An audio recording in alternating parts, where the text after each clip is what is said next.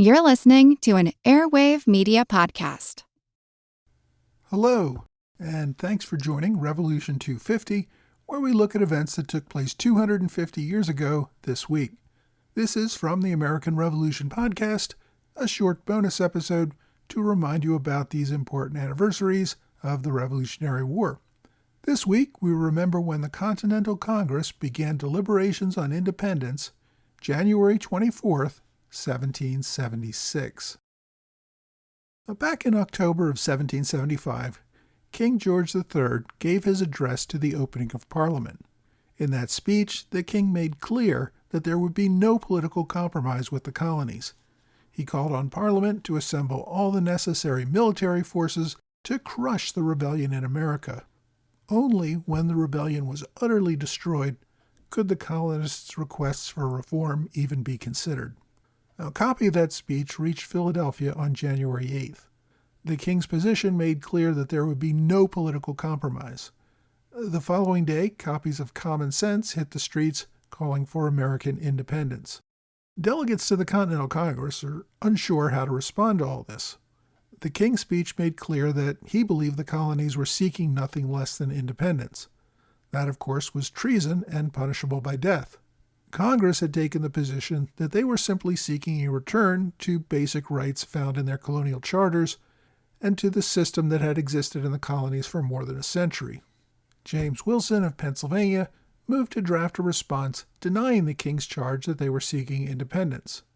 The motion was delayed several times, mostly because many delegates had come to the conclusion that independence was necessary. Because the delegates were not sure how to respond, they did what they did best. They formed a committee to discuss the matter. On January 24th, Congress debated forming a war office. It had just received word of the defeat at Quebec and realized they needed to do more to coordinate the war effort. That same day, Congress appointed a 5-member committee to produce an address to the United Colonies that would be a response to the king's speech. The committee's address was going to have to decide whether they were going to concede that they wanted independence or deny that the Continental Congress wanted independence from Britain. The committee was largely made up of moderates, men like James Wilson and John Dickinson, who ultimately would not vote for independence. Both Wilson and Dickinson produced rather lengthy responses which, quite frankly, were rather long and lawyerly. Both men pointed out that Parliament was infringing on their most basic rights and that the Continental Congress had been formed to provide a unified body that would address the government in London to protect colonial liberties.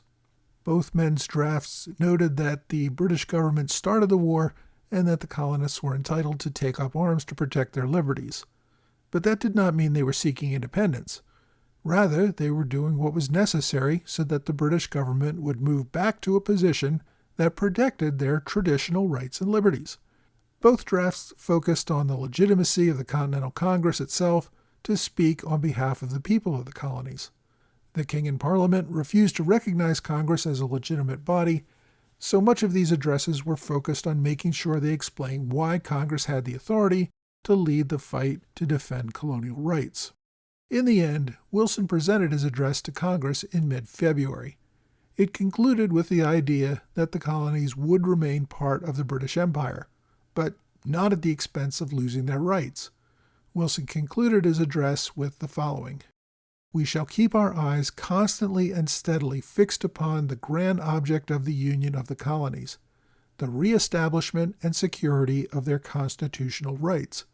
Every measure that we employ shall be directed to the attainment of this great end. No measure necessary, in our opinion, for attaining it shall be declined. If any such measure should, against our principal intention, draw the colonies into engagements that may suspend or dissolve their union with their fellow subjects in Great Britain, we shall lament the effect, but shall hold ourselves justified in adopting the measure. That the colonies may continue connected as they have been with Britain is our second wish. Our first, that America may be free." In the end, Congress tabled the response and did nothing with it. By the time it was read to the members of the Continental Congress, the much more radical ideas in Common Sense had swept across the continent, demanding independence and an end to monarchy. The people were far out in front of Congress on this idea, and Congress was going to have to catch up. I hope you've enjoyed this Revolution 250 moment. Please subscribe for free on whatever podcast platform you like. Thanks again for listening to this Revolution 250 moment on the American Revolution podcast.